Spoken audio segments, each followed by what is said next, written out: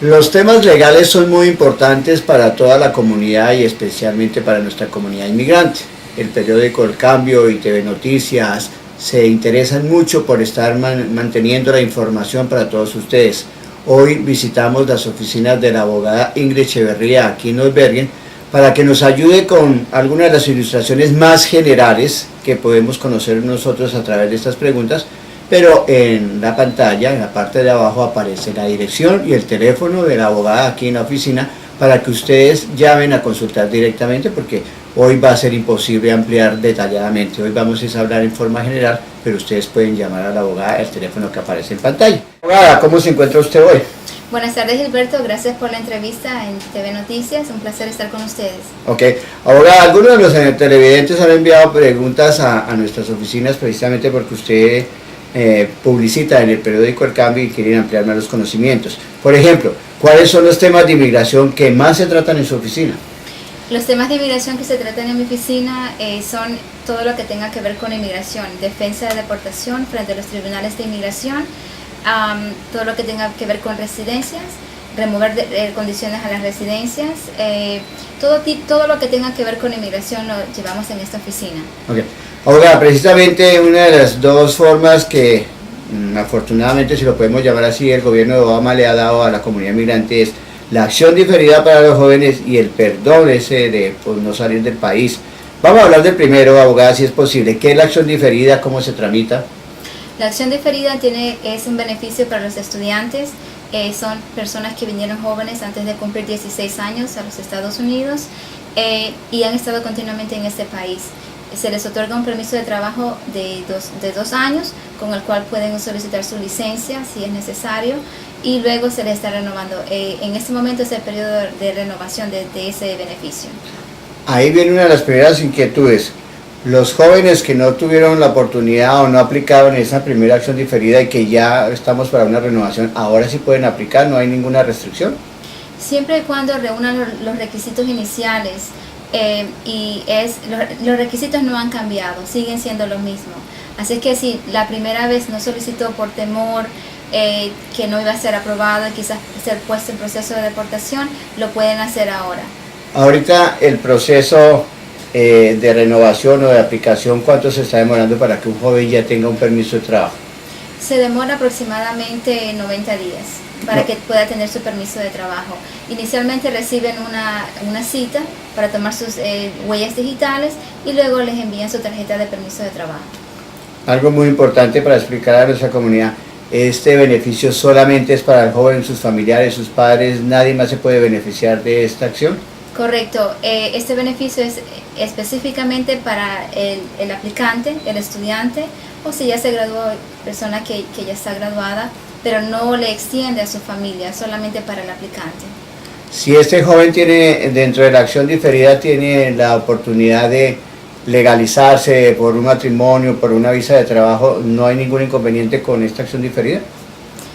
El que el aplicante esté protegido bajo esta acción diferida no lo hace automáticamente elegible para hacer un ajuste de estatus, que es la residencia. Tiene que aún así cumplir con los requisitos. Es decir, si el aplicante entró sin visa, está sujeto a la sección 245I de la ley y tiene que cumplir con esos requisitos. Okay.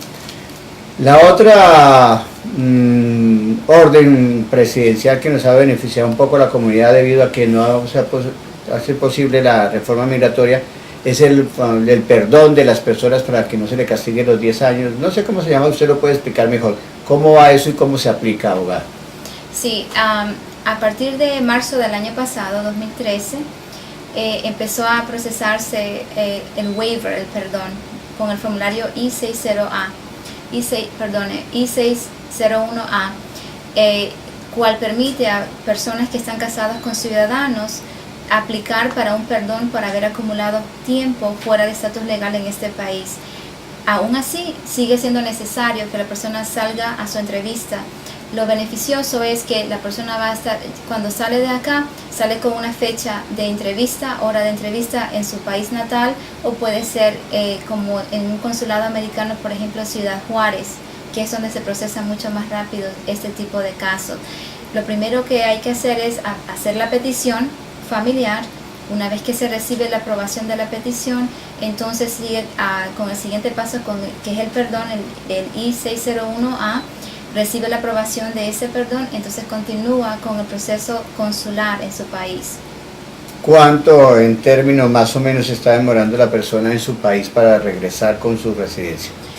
Cuando la persona sale de acá, ya sale con una fecha de entrevista, hora de entrevista.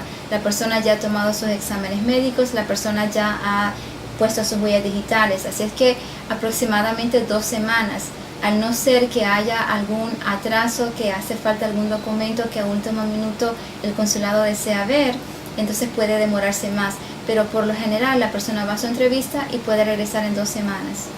Una de las preguntas que a veces recibimos nosotros los periodistas es: si esa persona que va a ser beneficiada con este perdón tiene hijos menores, ¿debe viajar los hijos también o los hijos se pueden quedar acá? No es un requisito que, si los hijos menores son beneficiarios también de ese waiver, también deben de viajar. Y si no son parte del caso, entonces no es necesario que viajen. Bueno, abogada, muchas gracias, y ahora vamos a otra de las preguntas que a veces nos gusta saber, y sobre todo en esta época en que cada vez queremos pertenecer más a este país: la ciudadanía. Sé que todos ustedes están muy interesados en saber, porque a veces hay algunos requisitos que nos favorecen, pero no los conocemos, y la abogada hoy nos va a explicar precisamente cuándo hay una excepción para presentarlos esos exámenes en español. Y también hablemos un poco de que nosotros los inmigrantes a veces como que nos vamos y nos demoramos y después queremos que no nos descuenten el tiempo que estuvimos por fuera, o perdemos la residencia o la posibilidad de una ciudadanía. Todos estos temas son muy importantes, abogada. Sí, con mucho gusto.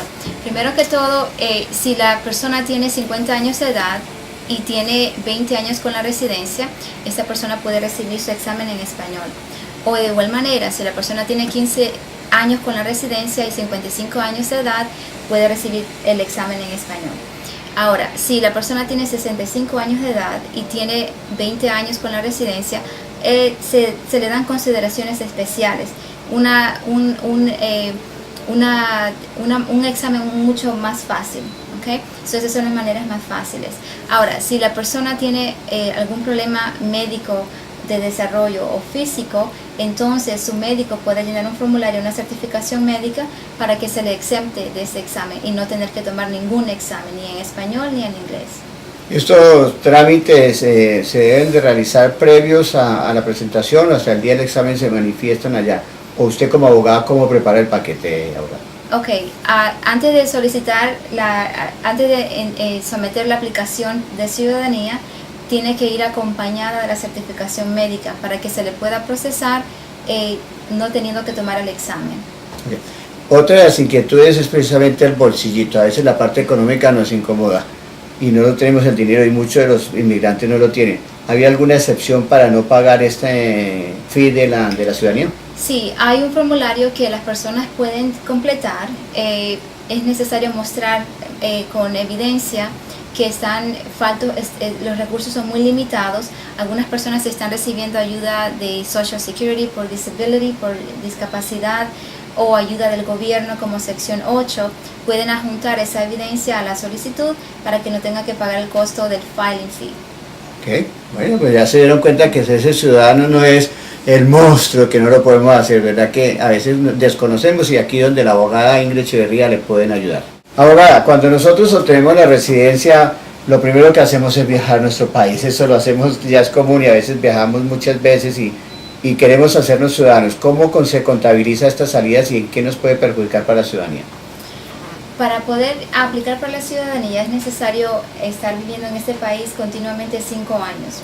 Y de esos 5 años, sin interrupción por 2 años y medio. Es decir, de los 60 meses requeridos con la residencia, 30 meses tienen que haber permanecido continuamente en este país para poder ser elegible para la residencia. O sea, en más castizo, nadie puede salir. Perdón, para la ciudadanía. Para la ciudadanía. Abogada, nadie puede estar por fuera más de 6 meses. Esa es la contabilización. En realidad, lo que el Departamento de Inmigración va a ver son los últimos 2 años y medio, a ver qué interrupción de estadía física y continua la persona ha tenido en este país. Así que si la persona se quedó 6 meses continuos en los últimos 2 años y medio de ser residente, no va a ser elegible. Va a tener que esperar acumular más tiempo continuo en este país.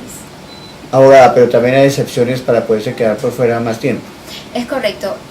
Si la persona está planificando estar fuera por quizás un año continuo, esa persona puede llenar un formulario para preservar la presencia física y continua en este país, a pesar que esté físicamente fuera del país. Ejemplo, si tiene un contrato de trabajo con el gobierno o alguna empresa privada, pero es importante que la persona lo llene antes de salir del país.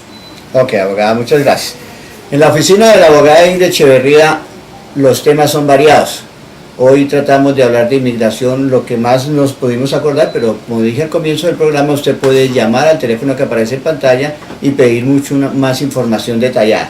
Ahora vamos a pasar a otro de los temas que esta oficina legal de la abogada Ingrid Echeverría trata, y es precisamente lo relacionado con la bancarrota, nuestras deudas. ¿Quién no tiene deudas? ¿Quién no tiene la posibilidad de llegar a una bancarrota? Para eso es que estamos en este país, para poder caer y levantarnos, y eso es lo que nos va a ayudar hoy la abogada Ingrid a resolver. ¿Cuándo nosotros podemos pedir una bancarrota, abogada?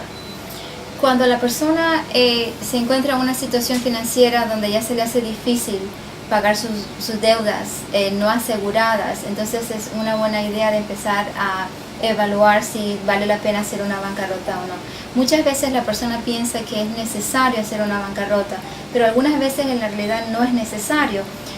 Si se puede llegar a un acuerdo con los acreedores, pero para ciertas personas quizás no haya otra opción sino hacer una bancarrota, aunque pues, lo hacen quizás con pena, con vergüenza, por falta de mejor palabra, pero ese es un derecho que la persona tiene. Si en realidad no ajusta a hacer sus pagos, es algo que la ley le permite hacer.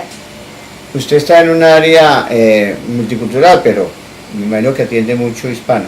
¿Los hispanos estamos familiarizados en tomar esta opción? Algunas veces nuestra comunidad hispana está mal informada, en el sentido de que piensan que al hacer una bancarrota va a ser necesario entregar su casa o entregar su carro. No necesariamente.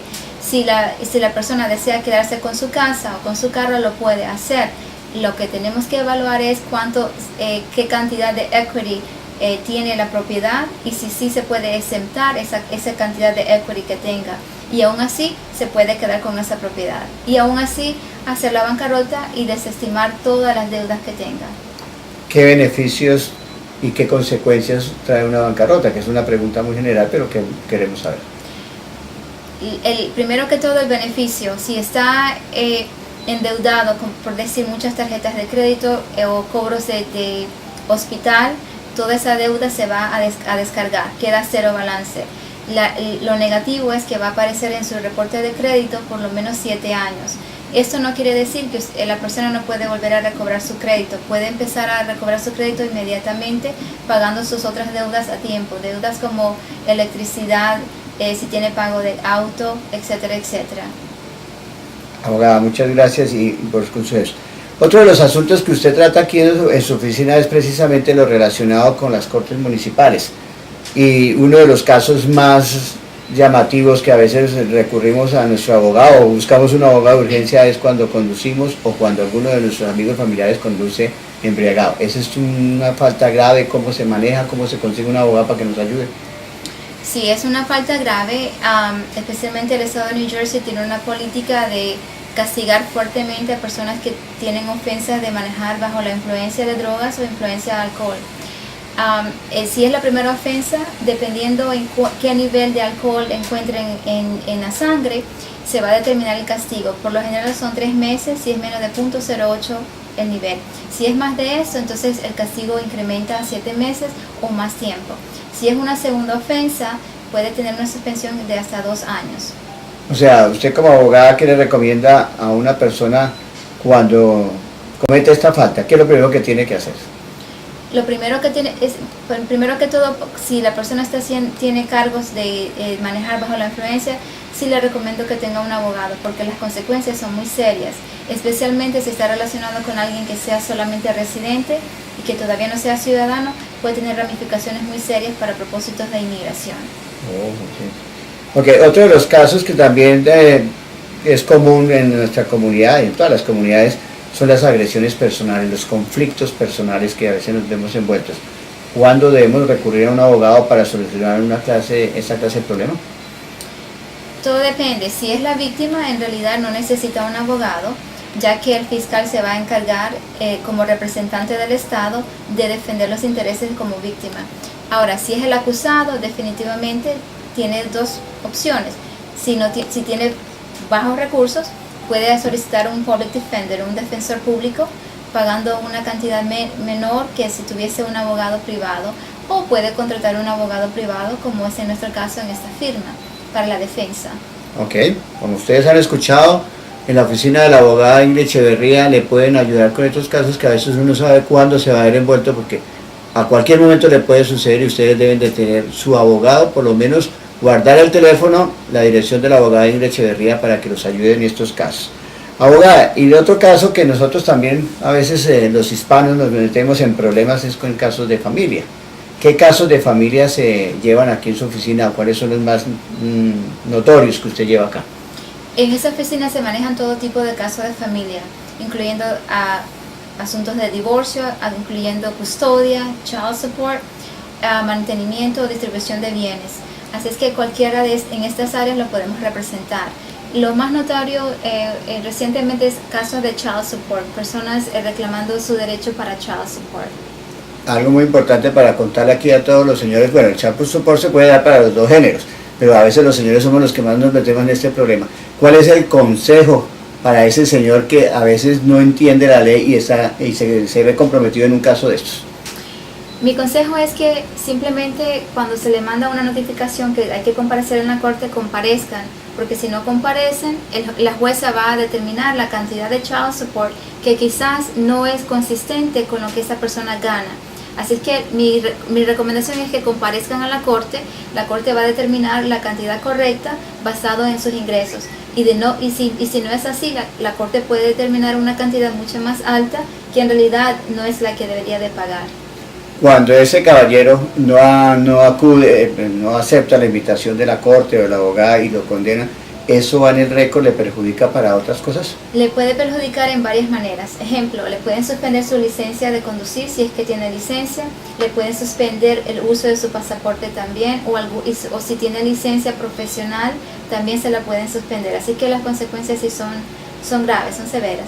Ok, bien. Es un consejo para ustedes, caballeros, que no se metan en estos problemas. Ok. El otro tema que ustedes, los abogados también nos ayudan mucho es cuando ya nos toca divorciarnos. Desafortunadamente es un paso en la vida que no quisiéramos dar ni se lo aconsejamos a nadie. Pero si ya le tocó, hablemos con la abogada Ingrid Echeverría que nos cuenta cómo se divorcia la gente. La manera, cuando es un divorcio, tratamos que sea lo más amigable posible bajo las circunstancias. Cuando digo amigable, quiere decir tratar de llegar a un acuerdo cuando se trata de manutención para uno de los cónyuges, si es que va a ser necesario, y distribución de los bienes. Así es que siempre tratamos de hacerlo lo más amistoso posible, porque un litigio de divorcio es muy costoso. Puede gastarse demasiado dinero en un juicio cuando en realidad es innecesario.